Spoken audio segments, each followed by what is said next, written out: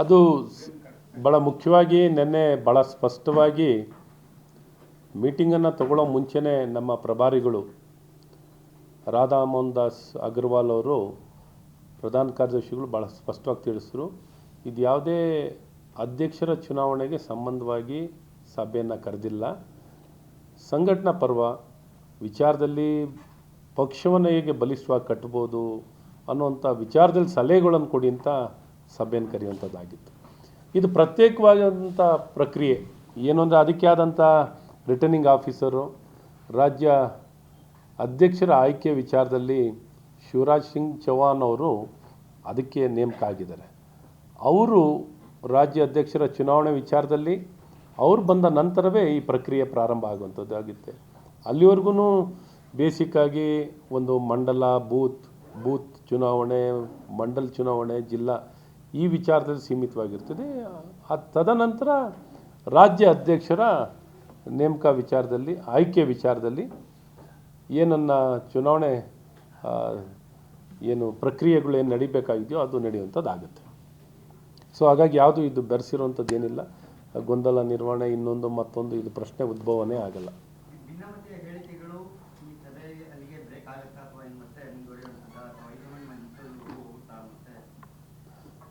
ಆಗುತ್ತೆ ಅಂತ ವಿಶ್ವಾಸ ಇದೆ. ಸಂಪೂರ್ಣವಾಗಿ ಸ್ಥಗಿತ ಆಗುತ್ತೆ, ಕೊನೆ ಆಗುತ್ತೆ. ಒಮ್ಮೆ ಈ ಪ್ರಕ್ರಿಯೆ ಸಂಪೂರ್ಣವಾಗಿ ಮುಗಿದ ನಂತರ ಭಾಳ ಸ್ಪಷ್ಟ ನಿಲುವನ್ನು ತಗೊಂಡು ಪಕ್ಷದ ಒಗ್ಗಟ್ಟು, ಒಮ್ಮತ ಎಲ್ಲವನ್ನೂ ಆದ್ಯತೆ ಕೊಟ್ಟು ಅದನ್ನು ಮುಂದೆ ಕೊಂಡೊಯ್ಯುವಂಥ ಕೆಲಸಗಳಾಗುತ್ತೆ. ಅದರಲ್ಲೇನು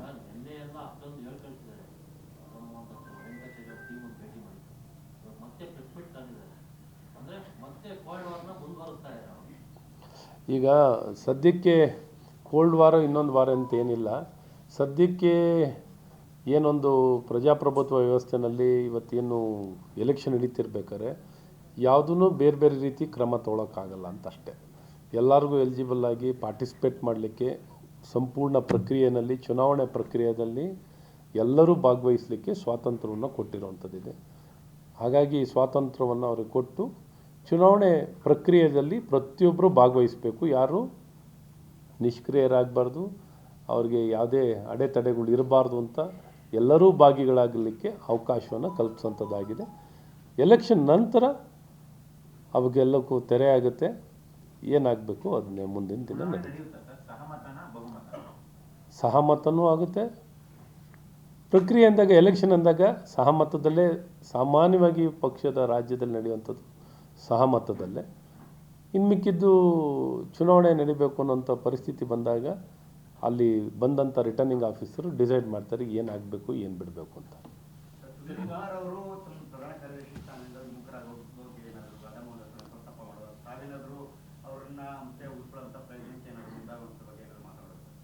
ಇಲ್ಲ, ಅದ್ರ ಬಗ್ಗೆ ಮಾತಾಡ್ತಿದ್ದಾರೆ. ಯಾಕೆಂದರೆ ಅವ್ರಿಗೂ ಮಾಹಿತಿ ಇರಲಿಲ್ಲ, ಇದ್ರ ಬಗ್ಗೆ ಮಾಹಿತಿ ಇರಲಿಲ್ಲ. ಇದೇನು ಅವರು ಜವಾಬ್ದಾರಿಯಿಂದ ನಮಗೆ ತೆರವುಗೊಳಿಸಿ ಅಥವಾ ಜವಾಬ್ದಾರಿಯಿಂದ ಮುಕ್ತಿ ಮಾಡಿ ಅಂತ ಏನು ಹೇಳಿದ್ದಾರೆ, ಅವ್ರಿಗೂ ಅದ್ರ ಬಗ್ಗೆ ಮಾಹಿತಿ ಇರಲಿಲ್ಲ. ಅದ್ರ ಬಗ್ಗೆ ಮಾಹಿತಿ ಪಡ್ಕೊಂಡು ಏನಿದೆ ಅಂತ ವಿಚಾರ ತಿಳ್ಕೊಳ್ಳುವಂಥದ್ದಾಗುತ್ತೆ.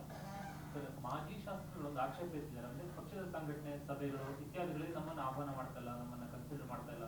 ನಾವು ಕೂಡ ನಮ್ಮದೇ ಶಕ್ತಿ ಇದ್ರು ಕೂಡ ಬರೀ ಶಾಸಕರು ಯಾರು ಜನಪ್ರತಿನಿಧಿಗಳಿದ್ದಾರೆ ಅವ್ರನ್ನಷ್ಟೇ ಕನ್ಸಿಡರ್ ಮಾಡ್ತಿದ್ದಾರೆ ಅಂತ ಅವ್ರ ಆಕ್ಷೇಪ. ರಾಜ್ಯೋತ್ಸವಗಳ ಮುಂದೆ ಕೂಡ ಅವರು ಅದೇ ಡಿಮಾಂಡ್ ನಡೆಸಿದ್ದಾರೆ. ಇಲ್ಲ, ಬೆಳವಣಿಗೆ ಇದೆಯಾ? ಕೇವಲ ಎಲೆಕ್ಟೆಡ್ ಮೆಂಬರ್ಸ್ಗಷ್ಟೇ ಪಾರ್ಟಿಲಿ ಮಣೆ ಹಾಕ್ತಿದ್ದಾರೆ ಅಂತ ಅವರ ಖಂಡಿತ ಇಲ್ಲ. ಪ್ರತಿಯೊಂದು ವಿಧಾನಸಭಾ ಕ್ಷೇತ್ರದಲ್ಲೂ ಯಾರು ಅಭ್ಯರ್ಥಿಗಳಿರ್ತಾರೆ, ಬಿಡಿ ಸೋತಂಥ ಅಭ್ಯರ್ಥಿಗಳು, MLA, ಸಿಟ್ಟಿಂಗ್ MLA ಎಲ್ಲರನ್ನೂ ತೊಡಗಿಸುವಂಥದ್ದಾಗಿರ್ತದೆ. ಎಲ್ಲರಿಗೂ ಜವಾಬ್ದಾರಿ ಕೊಡುವಂಥದ್ದಾಗುತ್ತೆ. ಎಲ್ಲರನ್ನೂ ಇನ್ವಾಲ್ವ್ ಮಾಡಿನೇ ಮಾಡೋವಂಥದ್ದಾಗುತ್ತೆ. ಬಟ್ ಎಲ್ಲಿ ಶಾಸಕಾಂಗ ಸಭೆ ಚುನಾಯಿತ ಪ್ರತಿನಿಧಿಗಳು ಇರ್ತಾರೋ ಅಲ್ಲಿ ಅವ್ರನ್ನೇ ಕರಿಬೇಕಾಗತ್ತೆ. ಅದು ಬಿಟ್ಟರೆ ಯಾರನ್ನೂ ಕಡೆಗಣಿಸುವಂಥದ್ದು ಎಲ್ಲೂ ಆಗಿರಲ್ಲ. ಹಾಗಾಗಿ ಇದನ್ನು ಭಾಳ ಸ್ಪಷ್ಟವಾಗಿ ಹೇಳೋಕ್ಕೆ ಇಷ್ಟಪಡ್ತೀನಿ. ಎಲ್ಲರನ್ನೂ ಒಳಗೊಂಡಂತೆಯೇ ಪಕ್ಷವನ್ನು ಕಟ್ಟುವಂಥದ್ದಾಗುತ್ತೆ. ಎಲ್ಲರೂ ಭಾಗಿಗಳೇ ಆಗಿರಬೇಕು. ಯಾಕಂದರೆ ಇದು ಜವಾಬ್ದಾರಿ, ಇದೇನು ಅಧಿಕಾರ ಅನ್ನೋದಕ್ಕಿಂತ ಇದು ಜವಾಬ್ದಾರಿಯಾಗಿ ಕಾರ್ಯವನ್ನು ಮಾಡೋಂಥದ್ದಾಗುತ್ತೆ. ಅದು ಈಗ ಸಮಿತಿ, ಸದಾನಂದ ಗೌಡರ ಸಮಿತಿ ಇದೆಯಲ್ವಾ, ಆ ಸಮಿತಿಯವರು ವರದಿ ಕೊಟ್ಟ ನಂತರವೇ ಅದ್ರ ಬಗ್ಗೆ ಚರ್ಚೆ ಆಗುವಂಥದ್ದಾಗುತ್ತೆ. ಯಾಕೆಂದರೆ ಸದಾನಗೌಡರು ಒಟ್ಟಾರೆ ಬೈ ಎಲೆಕ್ಷನ್ ಬಗ್ಗೆ ವರದಿಯನ್ನು ಮಾಡಲಿಕ್ಕೆ ಅವರಿಗೆ ಜವಾಬ್ದಾರಿ ಕೊಡುವಂಥದ್ದಾಗಿದೆ. ಅವರು ವರದಿಯನ್ನು ಇನ್ನೂ ಸಲ್ಲಿಸಿಲ್ಲ.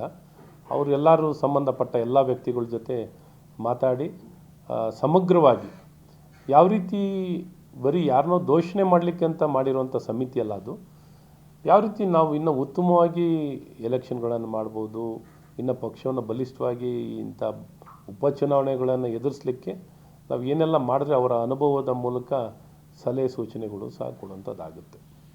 ನಿನ್ನೆ ಕಾಂಗ್ರೆಸ್ ಸಮಾವೇಶದಲ್ಲಿ ಪ್ರಿಯಾಂಕಾ ಗಾಂಧಿ ಅವರನ್ನ ರಾಣಿ ಚೆನ್ನಮ್ಮ ಅವರಿಗೆ ಮಲ್ಲಿಕಾರ್ಜುನ್ ಖರ್ಗೆ ಅವರು ಹೋಲಿಸ್ತಾರೆ.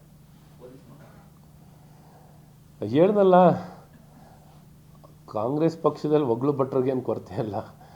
ರಾಣಿ ಚೆನ್ನಮ್ಮ ಅವ್ರಿಗೂ ಇವ್ರಿಗೂ ಏನು ಹೋಲಿಕೆ? ರಾಣಿ ಚೆನ್ನಮ್ಮನ ಥರ ಇವ್ರೂ ತಮ್ಮ ಜೀವನ ನಡೆಸಿ ಸಾಧನೆ ಮಾಡಲಿ. ಯಾರು ಬೇಗ ರಾಣಿ ಚೆನ್ನಮ್ಮ ಆಗಬಾರ್ದು ಅಂತೇನಲ್ಲ. ರಾಣಿ ಚೆನ್ನಮ್ಮನವರ ರೀತಿಯಲ್ಲಿ ಪ್ರತಿಯೊಬ್ಬರು ಆಗಬೇಕು ಅನ್ನೋಂಥದ್ದೇ ಎಲ್ಲರ ಅಪೇಕ್ಷೆ. ಪ್ರಾಬ್ಲಿ ಆ ದಾರಿನಲ್ಲಿ ಇನ್ನೂ ಜರ್ನಿನೇ ತಮ್ಮ ಪ್ರಯಾಣವನ್ನೇ ಪ್ರಾರಂಭ ಮಾಡಿಲ್ಲ. ತಗೊಂಡೋಗ್ಬಿಟ್ಟು ಅಲ್ಲೇ ರಾಣಿ ಚೆನ್ನಮ್ಮನ ಮಾಡಿ ಕೂಡಿಸ್ಬಿಟ್ರೆ ಪಾಪ ಅವ್ರು ಮಾಡಲಿಕ್ಕೇನು ಉಳ್ಕೊಳ್ಳುತ್ತೆ? ಮಾಡಲಿಕ್ಕೇನು ಉಳ್ಕೊಳ್ಳಲ್ಲ. ಹಾಗಾಗಿ ಅವರು ರಾಣಿ ಚೆನ್ನಮ್ಮನ ಥರ ಆಗಲಿ ಅಂತಲೂ ನಾವು ಬಯಸ್ತೀವಿ. ಏನು ಒಳ್ಳೆಯವರು ಯಾರೇ ದೇಶದಲ್ಲಿ ನಮ್ಮ ಏನು ಮಹಾನ್ ವ್ಯಕ್ತಿಗಳ ರೀತಿಯಲ್ಲಿ ನಮ್ಮ ದೇಶದ ಯಾರು ಒಬ್ಬರು ನಾಗರಿಕರು ಅಥವಾ ನಾಯಕರು ಬೆಳೆದಿದ್ದಾರೆ ಅಂದರೆ ಖುಷಿ ಪಡ್ತೀವಿ. ನಮಗೂ ಹೆಮ್ಮೆ. ನಮಗೂ ಪ್ರಿಯಾಂಕಾ ಆಗಲಿ, ರಾಣಿ ಚೆನ್ನಮ್ಮ ಥರ ಆಗಲಿ ಅಂತ. ಈಗಲೇ ಆಗಿದ್ದಾರೆ ಅಂತ ನಾವು ಮಲ್ಲಿಕಾರ್ಜುನ್ ಖರ್ಗೆ ಅವ್ರ ಥರ ನಾವು ಒಗ್ಳು ಭಟ್ರಾಗ್ಲಿಕ್ಕಾಗತ್ತಾ? ಒಬ್ರು ಹಿರಿಯರೇ ಹಿಂಗೆ ಮಾತಾಡೋಕ್ಕೆ ಸ್ಟಾರ್ಟ್ ಮಾಡಿಬಿಟ್ರೆ ಬಹಳ ತಪ್ಪು ಸಂದೇಶ ಕೊಟ್ಟಂತಾಗುತ್ತೆ. ಮತ್ತು ಜನರಲ್ಲಿ ಗೊಂದಲ ನಿರ್ಮಾಣ ಆಗುತ್ತೆ. ಏನಪ್ಪ ಇದು ಬರೀ ಈ ರೀತಿ ಎಲ್ಲರೂ ಹಿರಿಯರೂ ಈ ರೀತಿ ಒಗ್ಳು ಭಟ್ರೆ ಆಗಿಬಿಟ್ರೆ ಹೆಂಗೆ ಅಂತ ಜನಕ್ಕೆ ತಪ್ಪು ಸಂದೇಶ ಕೊಟ್ಟಂತಾಗುತ್ತೆ. ಯಾವುದು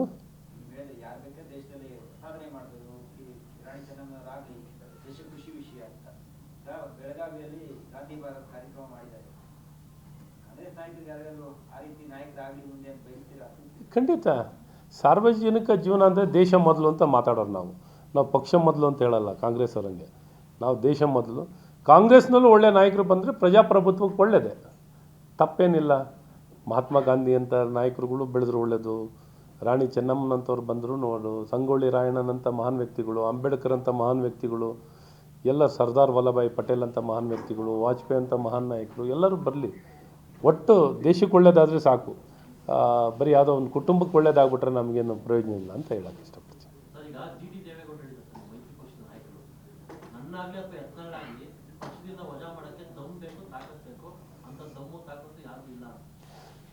ಒಳ್ಳೆ ಚೆನ್ನಾಗಿ ಬೆಳೆದಿರೋ ನಾಯಕರುಗಳು, ಅದ್ರ ಬಗ್ಗೆ ನಾವೇನು ಪ್ರಶ್ನೆ ಮಾಡಲ್ಲ.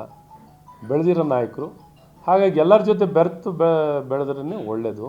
ಹಾಗಾಗಿ ಇರ್ತದೆ, ವ್ಯಕ್ತಿತ್ವ ಬೆಳೆದಿರ್ತಾರೆ, ಎತ್ತರವಾಗಿ ಬೆಳೆದಿರ್ತಾರೆ. ಅದ್ರ ಬಗ್ಗೆ ನಾನೇನು ಪ್ರಶ್ನೆ ಮಾಡಿ ನಾನೇನು ಹೇಳಲಿ? ಅದ್ರ ಬಗ್ಗೆ ಏನಿಲ್ಲ. ಒಳ್ಳೇದಾಗಲಿ, ಎಲ್ಲರಿಗೂ ನಾಯಕರಾಗಿ ಚೆನ್ನಾಗಿ ಬೆಳೆದು ಒಳ್ಳೇದು ಮಾಡಲಿ ಅಂತ ನಾನು ಹೇಳ್ಬೋದು ಅಷ್ಟೇ.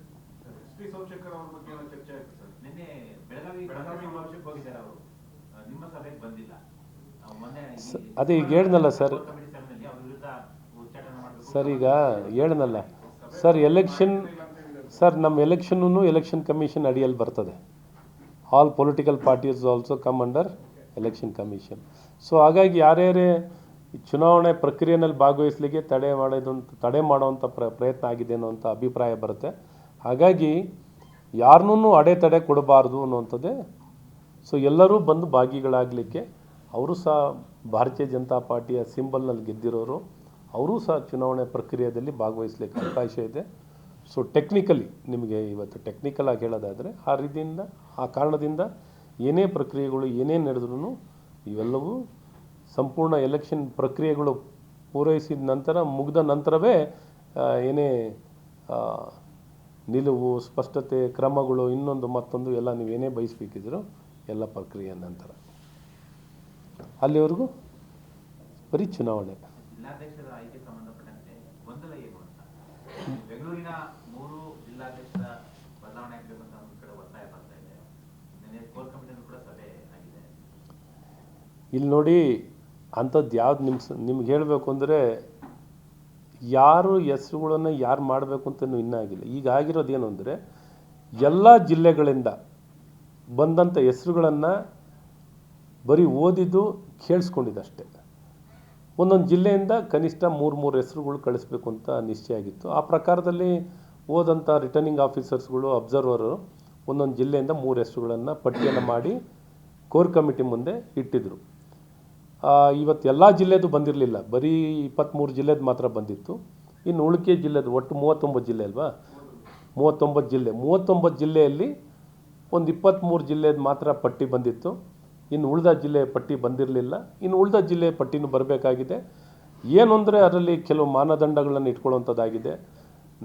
ಯಾವುದೇ 45 ವಯಸ್ಸಿಗಿಂತ ಕಮ್ಮಿ ಇರಬಾರ್ದು, 60 ಮೇಲೆ ಇರಬಾರ್ದು.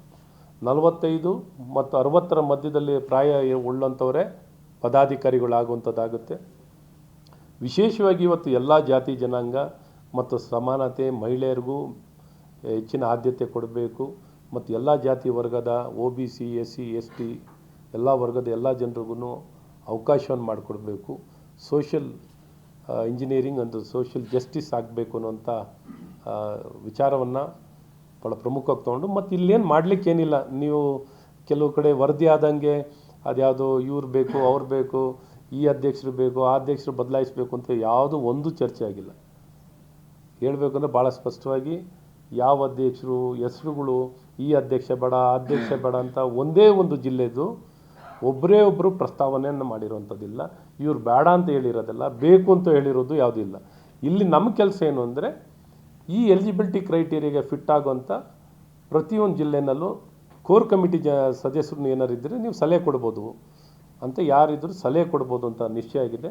3 ಜನದ ಪಟ್ಟಿಯನ್ನು ಮಾಡಿ ಕೇಂದ್ರಕ್ಕೆ ಕಳಿಸ್ಕೊಡುವಂಥದ್ದಾಗುತ್ತೆ. ಕೇಂದ್ರದಲ್ಲಿ ಇವೆಲ್ಲ ಮಾನದಂಡಗಳನ್ನು ಗಮನದಲ್ಲಿಟ್ಕೊಂಡು ಯಾವ್ಯಾವ ಜಿಲ್ಲೆಗೆ ಯಾರ್ಯಾರು ಮಾಡಬೇಕು ಅಂತ ನಿಶ್ಚಯ ಮಾಡೋವಂಥದ್ದಾಗುತ್ತೆ. ಹಾಗಾಗಿ ನಿಮ್ಗೆ ಹೇಳಬೇಕು ಅಂದರೆ ಒಂದೇ ಒಂದು ಹೆಸರು ಚರ್ಚೆ, ಇವ್ರ ಪರ ಅವ್ರ ವಿರುದ್ಧ ಚರ್ಚೆ ಆಗಿಲ್ಲ. ಹಾಗಾಗಿ ಭಾಳ ಸ್ಪಷ್ಟವಾಗಿ ಇಡೀ ನಮ್ಮೆಲ್ಲ ಏನು ಸ್ಥಾನ ಅಪೇಕ್ಷಿತರು ಏನಿದ್ದಾರೆ ಯಾರಿಗೂ ಇಂಥ ತಪ್ಪು ಸುದ್ದಿ ಹೋಗಬೇಕಾಗಿಲ್ಲ ಅಂತ.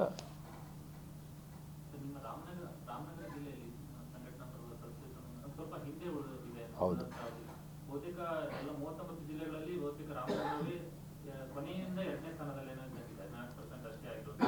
ನಿಮ್ಮ ಶಾಸಕರು ಇಲ್ಲದಿರುವ ಸಂಸದರಿದ್ದಾರೆ ಈಗ ನಿಮಗೆ ಜಿಲ್ಲೆಗೆ, ಆದರೂ ಕೂಡ ಯಾವುದೇ ಖಂಡಿತ ಈ ವಿಚಾರದಲ್ಲಿ ಇನ್ನೂ ಹೆಚ್ಚಿನ ಗಮನ ವಹಿಸುವಂಥದ್ದಾಗಬೇಕು. ಕೆಲವು ಸಲ ಈ ರೀತಿ ಕೆಲವು ಸಲ ಇಂಥ ಕೆಲವು ವಿಚಾರಗಳಿಗೆ ಗಮನ ಕೊಡೋಲ್ಲ ಅನ್ನೋ ಕೆಲವು ಆ ಭಾಗದ ನಾಯಕರುಗಳು ಗಮನ ಕೊಟ್ಟು ಇದಕ್ಕೆ ಆದ್ಯತೆ ಕೊಡುವಂಥದ್ದು ಆಗಬೇಕು ಅಂತ ನಾನು ಈ ಸಂದರ್ಭದಲ್ಲಿ ಮಾಧ್ಯಮದ ಮೂಲಕನೂ ಒತ್ತಾಯವನ್ನು ಮಾಡ್ತೀನಿ. ಪಕ್ಷವನ್ನು ಬಲಿಷ್ಠವಾಗಿ ಕಟ್ಟುವಂಥದ್ದು ಆಗಬೇಕು.